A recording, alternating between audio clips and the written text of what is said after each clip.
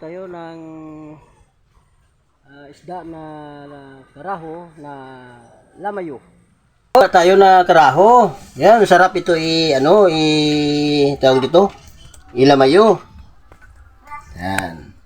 Pero bago yan, hatiin muna itong isda, tapos itanggalan ng bituka. Ayan. Tapos ilagay diyan. Ayan. To mga idol i-marinate muna. No? Kasi medyo masarap siya pagka na-marinate mo.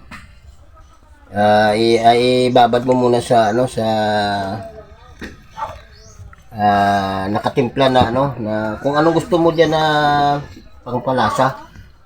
Yan.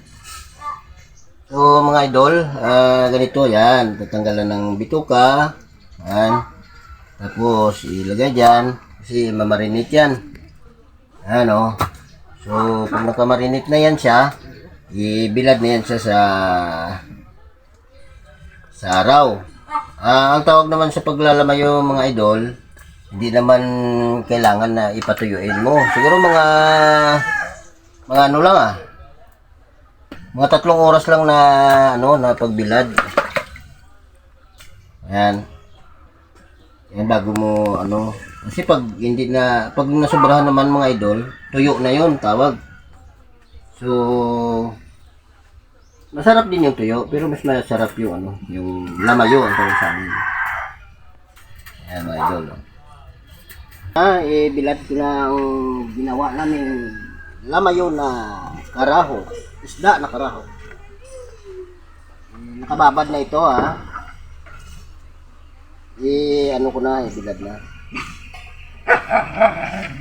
Mga kalating oras na babad na sa pampalasa.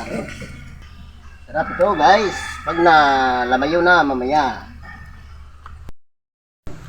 Ito na mga idol kinukuha na natin yung binilad natin na isda na karaho. Okay na to mga idol.